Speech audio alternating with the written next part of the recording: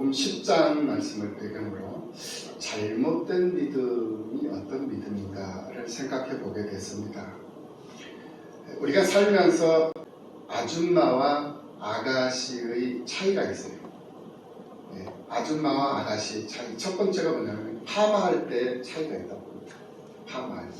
미용실에 가서 파마를 할 때 이 아가씨들은 이쁘게 파마를 해주세요 이렇게 얘기를 합니다.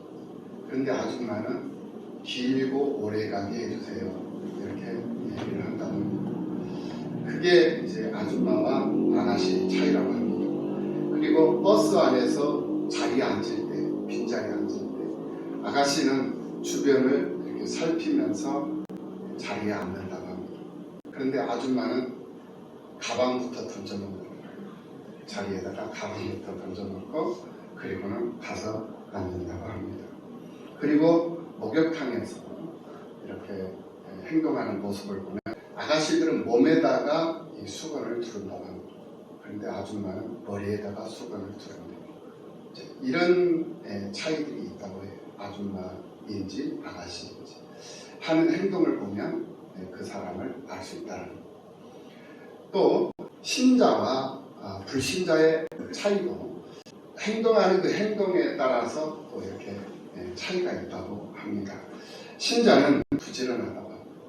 그래서 먼저 하나님께 예배를 드리고 난 이후에 자기를 살피고 자기가 해야 할 일들을 이렇게 하는 이것이 바로 신자의 행동거지예요. 그런데 불신자들은 게으르다고 합니다.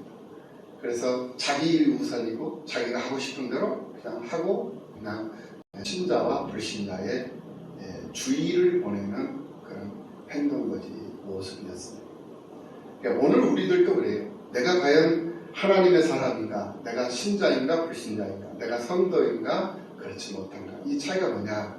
주일날 아침에 내가 부지런하고 내가 주일날 아침에 빨리 교회를 와서 예배를 드려야 되겠다는 그런 생각 속에 준비를 하고 분주한 그런 아침을 보내면 나는 틀림없는 성도요 신자라는 거예요. 그런데 그렇지 않고 안일해져 있고 나태해져 있고 또 게으름에 빠져 있으면 이불 속에 누워져 있고 TV 보면서 하루 아침을 그냥 보내버린다면 그 사람은 틀림없는 불신자라는 거예요. 이렇게 신자와 불신자도 그 행동거지를 보면 분명히 구분이 될 수 있다고 합니다. 신자는 성도가 되어야 한다라는 그런 말이 있습니다. 그리고 성도란 거룩한 사도를 말하는 거예요. 거룩한 사도. 그저 교회나 왔다 갔다 하는 그저 교회 반거충이 교회 건달이라고 그러죠. 교회 반거충이 교회 건달이 되어서 거룩함의 내용도 없고 또 왜 내가 교회를 나왔는지도 모르고 또 교회에 나와서 자기 자신을 살필 줄도 모르고 또 이웃을 살필 줄도 모르고 그냥 자기 욕심만 챙기고 자기 유익만을 추구하다가 교회를 떠나는 그런 사람들도 종종 있는 것을 볼 수가 있습니다. 우리 성도는 그러한 모습을 회피해야 되고 그런 모습들을 거부해야 돼요. 오늘 우리 주님의 몸된 교회를 통해서 영적 거듭남이 있는 우리 사랑하는 성도 여러분들이 다 되시기를 예수님의 이름으로 축원합니다. 그래야만이 성도들의 반열 속으로 들어갈 수가 있는 거예요. 성도의 반열 속에 들어가야만이 우리가 세상을 이길 수 있는 힘을 얻을 수가 있고 또 정욕을 이길 수 있는 그런 힘을 얻을 수가 있고 환경을 이기고 이기는 자의 습관을 따라서 세상을 살아가는 그런 성도들이 될 수 있기 때문에 그런 거예요. 그러니까 이 양무리에서 성도들의 그 무리들 가운데서 내가 살아가면 나는 풍요롭고 건강한 삶을 살아갈 수가 있어요. 그런데 이 양무리들 가운데서 내가 이탈이 되어버리면 그거는 백발백중 사나운 야수들의 먹잇감이 되고 표적이 되어버립니다. 그래서 나는 위험한 상황에 처할 수도 있다. 그 위험한 상황이 먹히는 거예요. 사악한 무리들에게 먹히고 그러면 나는 죽게 되는 것이죠. 그래서 내 삶의 의미가 없어져 버리는 거예요. 괴로움과 고통과 불안과 공포 속에서 신음하다가 결국은 멸망으로 빠져버리고 마는 그러한 존재가 되어버리는 것이죠. 그래서 무리들 가운데서 이탈되지 않기 위해서 내가 더 교회 생활에 집중을 해야 되고 기도 생활에 또 하나님 말씀 듣는 일에 사만이 더 많이 있어져야 한다는 거예요. 오늘 본문 25절 말씀을 보면은 율법을 가르치는 한 율법사가 예수님을 시험하고자 예수님께 물어요. 뭐라고 묻느냐? 무엇을 하여야 영생을 얻겠습니까? 라고 물었습니다.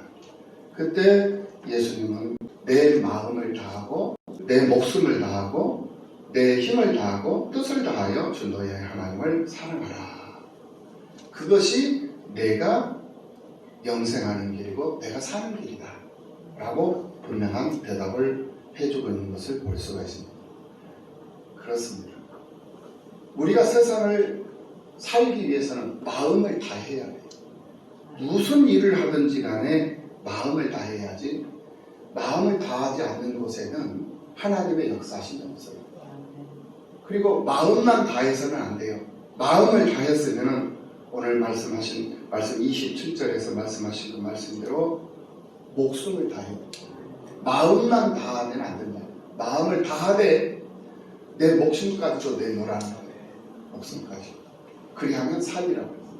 그런데 목숨만 내놔도 안 돼요. 예. 힘을 다하라는 거예요. 의지, 자기 의지, 자기 뜻, 의지. 그래서 힘을 다하고 그리고 뜻을 다하고. 그래서 무엇을 해야 된다? 주 너의 하나님을 사랑해야 된다.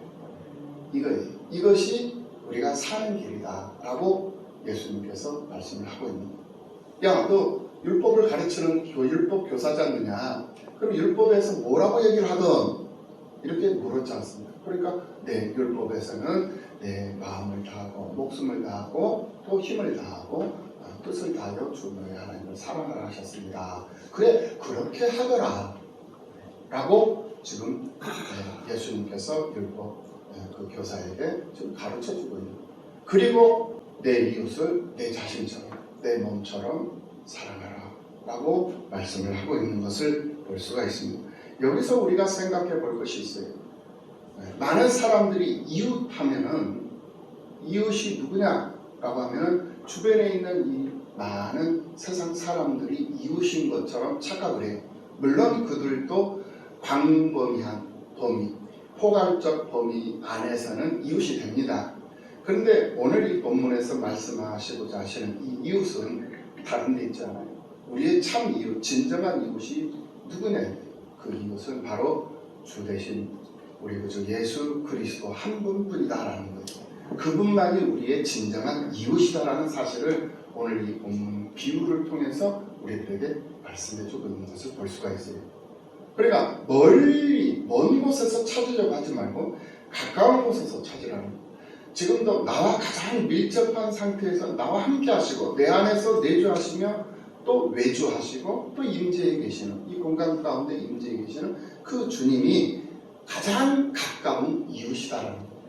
그러니까 아내보다도 더 가까운 이웃이요 부모보다도 더 가까운 이웃이 바로 주 대신 예수 그리스도시다 라는 사실을 지금 가르쳐주고 있는, 의미적으로 말씀해주고 있는 거예요.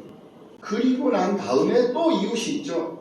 가장 가까운 근본적인 이웃은 예수 그리스도시요 또 그와 또 함께하는 이웃이 있는데 그 이웃이 누구냐? 바로 예수 그리스도로 옷 입고 세상을 사는 오늘 우리들이다, 성도들이다 이거예요. 그래서 한 교회 안에 예수 그리스도로 옷 입고 같은 생각을 하고 같은 마음을 갖고 같은 뜻을 품고 같은 목표를 하고 목표를 향해서 목적을 두고 세상을 살아가는 그 사람들이 진정한 이웃이요 참된 이웃이다. 그러면서 그 이웃에 대한 범위가 확대되어져 간다. 그러니까 먼 데서부터 가까운 쪽으로 이렇게 좁혀져 가는 것이 아니라 하나에서부터 둘, 셋, 넷, 다섯, 열, 천, 만 이렇게 확대되어져 간다. 넓혀져 간다는 거예요. 이웃이라는 이 개념. 그래서 예수님이 지금 이 율법 교사에게 올바른 답을 제시를 해주고 있는 것을 볼 수가 있어요. 그렇다면 우리가 버려야 할 잘못된 믿음, 거짓된 믿음들은 어떤 것인가, 어떤 것들인가, 이거를 우리가 살펴보지 않을 수가 없어요. 그 살펴볼 수 있는 그 첫 번째가 뭐냐, 바로 이기적인 믿음이에요. 이기적인, 우리가 버려야 할 잘못된 믿음, 이기적인 믿음이다라는 거예요. 30절 말씀을 봅니다. 예수께서 대답하여 이르시되 어떤 사람이, 제가 봅니다. 어떤 사람이 예루살렘에서 여리고로 내려가다가 강도를 만나매 강도들이 그 옷을 벗기고 때려 거의 죽은 것을 버리고 갔더라. 31절, 마침 한 제사장이 그 길로 내려가다가 그를 보고 피하여 지나가고 되었습니다. 제사장이 누굽니까? 이 제사를 집례하는, 하나님의 성전에서 제사를 집례하는 지도자예요. 그런데 강도 만난 사람을 보고 그냥 지나가 버렸어요. 그냥 지나쳤어요. 우리가 생각할 때 제사장이 지나가면 그들을 보호해주고 그들을 살려내주고 그가 치료를 받을 수 있도록 어떤 역할을 해줘야 되는 것이 당연한 것이다 라고 우리는 생각할 수가 있어요. 그런데 그 생각은 잘못된 생각이에요. 왜 잘못된 생각이냐면 율법에 보면 민수기 19장 11절 이하의 말씀을 보면 이 제사장이 죽은 자의 시체에다가 손을 얹고 죽은 자의 시체를 만지면 일주일 동안 성전에 들어갈 수가 없어요. 제사 집례를 할 수가 없어요. 부정한 자가 되어버리기 때문에. 부정한 자는 성전에 들어갈 수가 없고 설령 성전에 들어간다 할지라도 제사 집례를 할 수가 없어요. 그런데 이 사람은 제사장이잖아요. 자기가 해야 할 일들이 있어. 자, 강도 만난 사람은 죽을 지경에, 지금 거의 죽은 지경에 있어. 근데 이 사람 잘못 이제 데리고 병원으로 이송을 한다든지 치료받을 수 있는 공간으로 가는 도중에 만약에 죽었다고 생각해요. 그럼 그 죽은 시체를 만진 결과가 되어버려요. 그러면 이 제사장의 역할을 할 수 없는 상황에 처하게 되어버립니다. 그런 상황에 처하게 되면 이 제사장은 하나님 앞에 또 책망을 받을 수 있는 그런 존재가 되어버린다라는 거예요. 그래서 누구든지 죽은 시체를 만지게 되면 부정해서 일주일 동안 성전에 들어가지 못하고 직무 수행을 할 수 없다라는 그 규정 때문에 강도받는 사람을 돌봐주다가 그 사람이 죽게 되면 자신이 시체를 만진 결과가 돼서 7일 동안 부정하게 된 그 결과로 성전에서 제사장 직무를 수행할 수 없는 그런 사실을 잘 알고 있는 제사장이었기 때문에 그는 신음하면서 죽어가는 그 강도 만난 사람을 보고서도 그냥 지나칠 수밖에 없었다는 거예요. 그러니까 우리는 그 사람을 보고 무조건 잘못됐다라고 지적하면서 그 사람을 질타할 수 없는 거라는 거예요. 그 사람은 나름대로의 형편과 처지가 있었다는 거죠. 이해를 할 수 있는 것이죠. 그런데 왜 그 사람이 잘못된 믿음이었느냐? 그것은 바로 자기의 일이 더 중요하다라고 생각했기 때문에 그 사람을 우리가 잘못된 이기적인 믿음의 사람이다라고 우리가 평가를 해볼 수 있다라는 거예요. 하나님의 영광과 내 영광을 비교를 할 때 어떤 것이 우선이 돼야 되죠? 내 영광보다는 하나님의 영광이 우선이어야죠. 맞죠? 동의하시죠? 네. 하나님의 영광이 우선이에요. 그러니까 공익이 우선이라는 거예요. 공익. 그런데 자기의 일이 우선이 되어버린 거예요. 공적인 일보다는 자기의 개인적인 일이 우선이 되어버렸다는 거예요.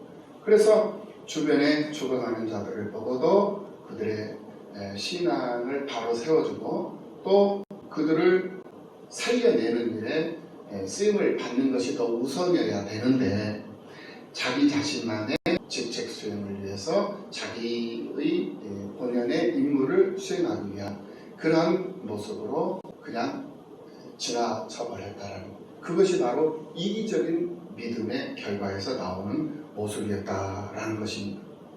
더욱이 믿는다라는 이 사람들은 하나님을 앞세우고 그분의 영광을 위해서 충성하고 헌신을 해야 돼요. 그런데 그렇게 해야 함에도 불구하고 그것을 오히려 뒤로 하고 자신의 문제 해결과 자신의 축복만을 위한 그러한 기복적인 신앙, 이기적인 지극히 이기적이고 지극히 자기중심적인 잘못된 그런 믿음의 행위, 이것이 바로 우리가 버려야 할 잘못된 믿음이다라는 거예요. 그러니까 오늘 우리들은 자기에게 주어진 역할 굉장히 중요합니다. 자기에게 주어진 본연의 자세 굉장히 중요해요. 그런데 그것보다도 더 중요한 것은 공익이다라는 거예요. 그러니까 교회 생활도 마찬가지예요. 우리가 교회 생활을 하는 이유가 뭐예요? 자기의 유익을 위해서 교회 생활을 하는 거예요. 가장 초보적인 거잖아요. 이건. 왜 교회 나옵니까? 나 건강, 나 형통, 그리고 그 다음에 조금 확대하면 내 가정, 내 남편, 내 자식, 그리고 좀 더 확대하면 내 집안, 좀 더 확대하면 내 사업장, 그리고 내 이제 지역 사회, 그리고 좀 더 확대하면 국가안위죠. 그런데 좀 이 생각의 폭이 넓으신 분들은 나라와 민족까지도 폭이 넓어지는데, 대부분의 사람은 자기, 그리고 그 다음 단계인 남편, 자식, 거기까지는 폭이 이렇게 넓혀져 있는데 그 다음부터는 폭이 안 넓혀져 있는 거예요. 그것으로 끝나버려요. 그래서 교회에 와서 오직 자기의 유익만을, 자기의 형통함을 구하고 그리고 가버립니다. 근데 공익이 없어져 버려요. 공동생활이 없어져. 교회의 유익이 무엇이고 하나님의 영광이 무엇인가를 몰라버려요. 그것을 가리켜서 이기적인 믿음이다 라고 말할 수 있다는 거예요. 이 이기적인 믿음은 우리가 버려야 할 것들이다 라는 것을 여기서 우리가 교훈을 삼을 수가 있다는 거예요. 그리고 두 번째로 우리가 버려야 할 잘못된 믿음이 뭐냐? 그 잘못된 믿음은 실천하지 않는 믿음이에요. 실천하지 않는 가식적이고 형식적인 믿음, 그것을 우리가 버려야 돼요. 백성들에게 하나님의 말씀을 가르치는 일은 제사장이나 레위 사람들의 역할이에요. 그러니까 오늘 본문에 선한 사마리아 사람이 나오고 레위인이 나오고 제사장이 나오잖아요. 강도 만난 사람, 그 비유를 통해서 세 사람이 나오는데, 이 세 사람들 중에 두 사람은 하나님의 말씀을 가르치는 그런 아주 중요한 직책을 부여받은 그런 사람이었다는 거예요. 그리고 그들은 하나님의 말씀에, 율법에 아주 정통한 사람들이었어요. 그만큼 율법에 정통한 그들이었기 때문에 어떤 길이 자신들이 살 수 있는 길인가를 그들은 알고 있었어요. 그런데 정작 그들이 어떤 길이 살 수 있는 길이라는 것을 알고 있었음에도 불구하고 그것을 실행하지 않았어요. 실천하지 않았다는 거예요. 우리나라 속담에 부뚜막에 있는 소금도 집어넣어야 짜다라는 그런 말이 있어요. 그러니까 소금이 있으면 뭘 하냐면, 소금도 필요한 곳에다가 집어넣어서 간을 맞춰서 그 음식이 맛깔나는 음식으로 우리가 섭취를 할 수 있도록 그 작용을 해줘야만이 소금의 가치가 있는 건 아니겠습니까? 그런데 있으면 뭐하냐? 그거를 사용하지 않으면 아무 의미가 없는 거예요. 있으나 마나 하는 존재다라는 거예요.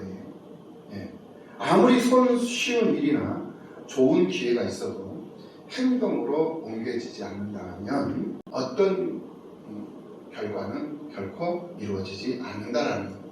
이처럼 우리의 신앙은 단지 머리로만 생각을 하고 마음으로만 먹고 하는 그런 신앙이어서는 안 된다라는 거예요. 그런 안진뱅이 신앙, 그런 행동하지 못하고 외식적인 그런 신앙, 이거는 우리가 버려야 할 잘못된 믿음이다 라는 말이에요.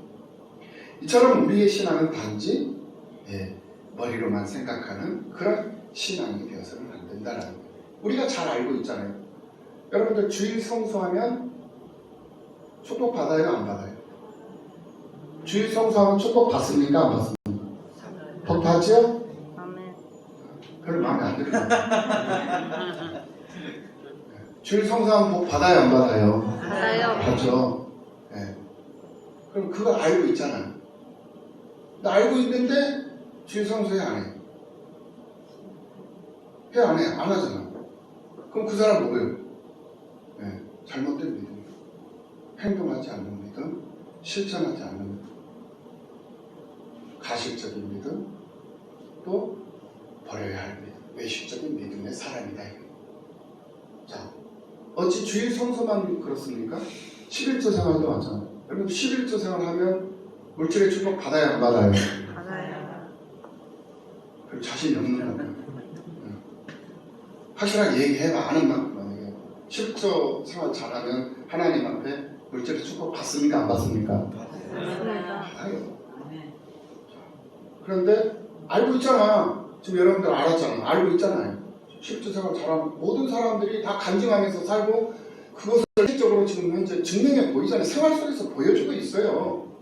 주일 성수 잘하고 11조 생활 잘하는 사람 다 복 받고 다 풍성하고 풍요롭고 승승장구하는 삶을 살아가는 모습을 실질적으로 보여주고 있잖아요. 그걸 우리가 보고 있잖아요. 알고 있잖아요. 그런데 여러분 11조 생활 하는 분이 있고 안 하는 분이 있죠. 11조 생활 안 하는 분들은 바로 그 믿음을 버려야 하는 믿음입니다. 가식적인 믿음입니다. 미안한 말이지만 어쩔 수 없어요. 11조 생활 아는 사람들의 믿음은 가식적인 믿음이에요. 외식적이고 가식적이고 실천하지 않는 믿음, 안진뱅이 믿음, 마음만 갖고 있고 생각만 하고 있는 그런 비정상적인 그러한 신앙을 하고 있는 사람들이다 라고 말할 수밖에 없다 이 말이에요. 이걸 여러분들 알아요. 목사님이 여러분들을 비판하는 게 아니에요. 우리가 가장 기본적인 상식적으로 한번 생각해요. 자, 전도 잘하면, 전도 많이 하면 여러분들 복 받아요, 안 받아요? 받아요. 전도 많이 하면 복 받죠? 아멘. 복 받아요, 안 받아요? 아멘. 복 받잖아. 알잖아, 알고 있잖아. 근데 전도 왜 안 해요? 안 하잖아. 알고 있으면서도 안 해요. 그것이 바로 실천하지 않는 형식적이고 가식적인 믿음. 그 속에서 하나님이 무슨 일을 하고 그 속에서 하나님이 무슨 역사하심이 있고 그 속에 무슨 영광이 있겠느냐 이 말이에요. 그러면 하나님의 영광이 내 삶 속에 있기를 원하고 하나님의 역사하심이 내 삶 속에서 크게 나타나기를 원하고 하나님의 기적이 내 삶 속에서 지금 당장 이루어지기를 원한다면 실천하라. 행동하라. 오늘 27절에서 우리가 사는 길이 어떤 길인가를 예수님께서 제시를 해주시고 그리고는 잘 살 수 있는 방법이 있고 잘 살 수 없는 못 사는 방법, 내가 사는 방법이 있고 내가 죽는 방법이 있다라는 것을 가르쳐주고 있어요. 그것이 28절 예수께서 이르시되 내 대답이 옳도다. 일을 행하라. 그게 뭐죠? 내 마음을 다하고 목숨을 다하고 힘을 다하고 뜻을 다하여 주 너희 하나님을 사랑하고 내 이웃을 내 몸처럼 사랑하고. 그러니까 하나님 사랑, 이웃 사랑 이것이 뭐냐? 하나님도 사랑하고 예수님도 사랑하고 교회도 사랑하고 성도들도 사랑하고 이 말이야. 이거를 행하라는 거예요. 그리하면 살리라. 그러니까 우리가 사는 길이야. 이 길이. 우리가 사는 길이 여기에 있어. 세상 풍조 따라가고 세상 풍요로운 걸 부려워하고 그것을 내가 모으고 그것을 얻기 위해서 시간 낭비하고 세월 낭비하지 말고 하나님께 맡기고 하나님의 일에 전념을 하고 거기에 집중을 해서 그 일을 해놔라. 그리하면 네가 살 것이다. 분명히 가르쳐주고 있잖아요. 우리가 사는 방법이에요. 내가 죽는 방법이 아니고 사는 방법이다. 그 살림을 어떻게 하느냐? 그리해야 돼. 일을 행해야 돼. 행동해야 된다는. 그럼 행동만 하는 게 아니야. 두 번째 30절 말씀이 있어요. 예수께서 대답하여 이르시되 어떤 사람이 예루살렘에서 여리고로 내려가다가 강도를 만나요. 어떤 사람이 예루살렘에서 여리고로 올라갔어요? 내려갔어요? 내려갔어요. 내려가니까 문제가 생겨버려요. 내려가는 바람에 강도 만나요. 내려가면 문제가 돼요. 다운이 되면 문제가 돼요. 신앙이 식어지고 믿음이 내려가고 열정이 식어지고 내 마음이 식어져 버리면 내려가면 강도 만난다. 내가 죽게 되는 상황에 이르게 된다. 그러니까 내려가면 안 돼요. 올라가야 돼요. 네. 올라가면 하나님의 영광이 그 속에 넘치게 임하게 되어져 있어요. 올라가면 승리하는 거예요. 올라가요. 그러니까 믿음도 올라가야 되고 이럴 때 아멘 하는 거예요. 믿음도 올라가야 되고 아멘. 네. 열정도 올라가야 되고, 아멘. 예. 올라가야 돼. 찬양도 뜨거워져야 되고, 찬양도 식어져 버리면 강도 만나. 근데 뜨거워져서 올라가야 돼. 온도가 올라가야 돼. 무조건 온도가 내려가면 안 돼. 신앙의 온도가 올라가고, 기도의 온도도 올라가고, 믿음의 온도도 올라가고, 찬양의 온도도 올라가고, 전도의 열정도 올라가고, 열정들이 올라가야 된다. 아멘. 네, 올라가야만이 내가 승리할 수 있고 성공할 수 있고. 그런데 내려가 버리면 강도 만나. 근데 내려가니까 강도 만나는 거예요. 죽을 지경이 돼버리는 거예요. 그러니까 우리가 사는 길은 네 가지. 하나님께서 예수님께서 말씀하신 이 율법에서 말씀하신 네 가지 마음 나고 목숨 나고 뜻을 나고 힘을 다하고 이 네 가지가 우리가 사는 길인데 그것을 행동으로 해야 잘 살아. 그것을 행동으로 옮기지 않으면 못 살아. 아멘. 사는 길이지만 잘 사는 길이 있고 못 사는 길이 있어. 사는 길이지만 죽는 길이 있고 생명을 건지는 길이 있다라는 거예요. 이거를 여기서 지금 현재 우리에게 가르쳐줘요. 알고 있어요. 여러분들이 다 알고 있는 일들이야. 그런데 알고만 있는 거야. 행동하지 않아. 행동하지. 그 속에서 하나님의 역사심을 얻는 거예요. 하나님의 기적을 경험할 수 없다는 것. 이처럼 우리는 행동하는 그런 믿음의 사람으로 세상을 살아야만이 하나님의 은혜를 더 우리가 느낄 수 있고 경험할 수 있는 그런 삶을 살아가게 된다는 것.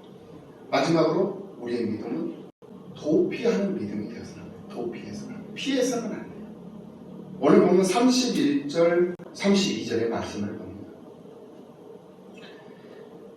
또 이와 같이 한 레인도 그곳에 이르러 그를 보고 피하여 지나가되 피해갔어. 피해버려요.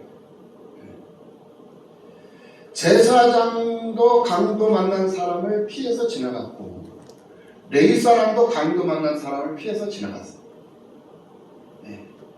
그런데 이 피하는, 도피해버리는 이 상황을 회피해버리는 이 잘못된 신앙은 우리가 버려야 할 신앙이다 라고 분명히 지적을 해주고 있는 것을 볼 수가 있습니다. 출애굽을 한 이스라엘 백성들이 가데스 바네아까지 이르러서 하나님께서 약속해 주신 땅, 이 가나안 땅 진입을 눈앞에 두었어요. 그런데 그들이 눈앞에 보이는 그 가나안 땅을 정탐꾼들을 보내가지고 정탐을 하고 돌아오라고 했어요. 12정탐꾼을 보냈는데 2명의 정탐꾼들은 그 가나안 땅에서 앞으로 어떻게 살아갈 수 있는가 하는 소망을 보았고 꿈을 보았어요. 하나님의 약속을 믿고 보니까 희망이 보이는 거예요. 그런데 10사람은 그 희망을 보지 않고 그 가나안 사람들을 보니까 그 가나안 사람들이 거인처럼 보이는 거예요. 힘이 있었거든요. 그럴 수밖에 40년 동안 이스라엘 백성들은 광야에서 생활을 했어요. 일도 안 했고 광야에서 하나님이 먹이시고 만나 내려서 먹이시고 입히시고 40년을 그렇게 산 거야. 그러니까 이 사람들은 싸울 줄도 모르고 이 사람들은 무기가 있는 것도 아니고 칼이 있는 것도 아무것도 없어. 그냥 몸, 지팡이, 양떼들 이런 것들밖에 없는 거예요. 그 사람들이 40년을 그렇게 살았어. 광야는 사람 살 곳이 못해. 하나님이 살게 하시기 때문에 사는 거야. 낮에는 구름 기둥으로 햇볕을 덮어주시고 밤에는 불 기둥으로 또 체온을 또 유지하게 하시면서 하나님이 아침이 되면 만나 내려주시고 때를 따라 매출하게 보내주시고 그러면서 살게 하신 거야. 그런데 그렇게 살던 이 사람들이 가나안 땅을 딱 들어가 보니까 가나안 땅에 있는 사람들을 보니까 가나안 땅에 있는 모든 그 짐승들은 다 철갑으로 다 둘러있고 군사들은 다 전신 갑주를 입고 있고 칼을 차고 창을 들고 있으니 이 사람들 자기들은 두루마리 하나 메고 지팡이 하나밖에 없는데 그 사람들은 비겁들 투구 갑주를 입었단 말이야. 투구와 갑옷을 입은 거야. 철기 문화가 많이 있는 생산이 되는 그런 민족입니다. 군사 강대국이죠. 경제력으로 경제 강대국이죠. 그러니 그들이 그 강대국 그 철거와 병거, 철병거를 걸어 무장을 하고 있는 그 사람들을 볼 때에 진짜 기절초풍할 정도죠. 그러니까 10사람은 그 사람들을 거인처럼 봐버려. 그래가지고 야 우리가 여기 가나안 땅에 들어갔다면 뼈도 못 추리겠다 이런 생각을 하는 거예요. 그런데 여호수아와 갈렙은 그렇지 않았어요. 하나님의 약속을 믿은 거예요. 그리고 소망을 본 거예요. 저 사람들 저 철갑으로 이렇게 무장을 철병으로 무장하고 있지만은 하나님이 함께 하시기 때문에 저들은 아무것도 아니에요. 네. 믿음이 있었어요. 확신이 있었어요. 그리고는 보고를 하죠. 그리고는 그 결과 어떻게 됐어요? 여호수아 갈렙 외에는 이 1세대들은 아무도 못 들어갔어요. 여호수아 갈렙과 2세대 차세대 그 후진들만이 가나안 땅에 들어가는 그런 축복을 얻게 돼요. 그게 바로 믿음의 결과거든요. 이게 믿음이 없으면 아무것도 안 돼요. 우리 교회가 이렇게 세워지는데 우리가 과연 세워질 수 있을까? 우리 왜 내년 이제 2월달 코로나 끝나면 여기 넘쳐요. 이제 교회 넘쳐요. 아멘. 이럴 때 푸다가 아멘. 그래야 목사님도 신나죠. 이 빈자리 가득가득 채워져요. 2월달 넘는. 아멘. 할렐루야. 아멘. 별로 안 믿겨지죠? 안 믿겨질 거예요. 근데 여러분들 한번 생각해. 우리 김수남 집사님이 들어오시면 두 분이서 함께 올 거라고 누가 생각해? 우리 김수남 집사님 들어오시면서 혼자 안 들어오시고 한 분을 데리고 오시고. 아멘. 여러분들 이제 이번 이제 금년 지나고 10년도에 여러분들 올 때 한 사람씩만 데려가 봐. 80년대 꽉 차요. 아멘. 이거요. 되려면 금방 돼버린다. 아멘. 되려면 금방 돼. 이게 사람의 생각으로는 불가능하지만 하나님이 하시면 단시일에 돼버리는 거예요. 우리 지난주에 봤잖아요. 왜? 지난주에 다 자기 이들뿐이라고 주일 성수 안 했잖아. 주일 성수 안 했어. 봤잖아요.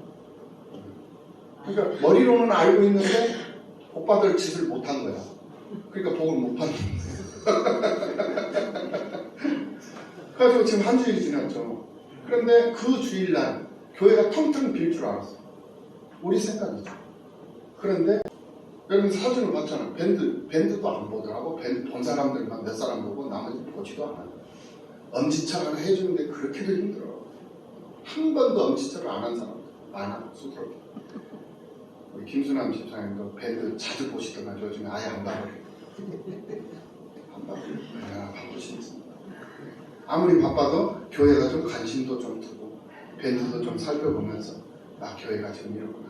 내가 이렇게 빨리 가서 일 좀 힘을 좀 보태야 되는데 일 좀 해야 되는데 이런 마음 가지고 하면 교회는 금방 성장해요. 아멘. 회피하지 말자라는 거예요. 부족한 거, 연약한 거 그거 얼마든지 하나님이 일하시면 얼마든지 가능해요. 아멘. 구약 성경에 에스더라는 왕후가 나오죠. 여러분들 다 잘 알고 계시잖아요. 이 여인은 바벨론 제국의 뒤를 이어서 세계를 제패한 메소포타미아의 제국의 포로로 잡혀갔던 유대 여인이었어요. 그런데 그 여인이 참으로 아름다워가지고 나라의 왕후가 돼요. 그런데 그 왕의 그 신하 가운데 유독히 이 유대인들을 미워하는 그러한 장군이 하나 있었어요. 하만 장군이라는 그 아주 사악한 장군이 있었는데 그 장군이 이제 유대 여인이 왕후까지 됐으면 황후까지 됐으면 얼마나 시기 질투가 많았겠어요. 그래서 유대인을 몰살을 시켜버려야 되겠다 해가지고 이 왕한테 거짓 이제 보고를 하면서 왕의 노역을 사게 만들어가지고 이 유대 사람들은 그 생활이 있잖아요. 생활 습관이 있잖아요. 민족 전통 풍습이 있잖아요. 그 풍습이 뭐예요? 기도하는 생활이에요. 시간만 되면 문 열고 예루살렘 향해서 기도합니다. 이게 우리 예수 믿는 사람의 특징이야 된다. 그 어떤 상황에서도 시간이 되면 정해진 시간에 성전에 와야 되고 그 성전에서 기도해야 돼요. 초대교회 때 사도들도 그랬잖아요. 베드로, 요한도 정해진 시간에 성전에 가다가 안순병이 만나가지고 돈만큼 주시오 하니까 베드로가 내게 있는 것 돈은 없지만 내게 있는 것 내게 주는 나사렛 예수 이름으로 일어나 걸어라 하니까 일어나 걸어버리잖아요. 그래서 이 하만 장군이 이스라엘 이 유대 민족을 멸살을 시키려고 이제 모든 계획을 다 세웠어요. 이제 며칠 남지 않았어요.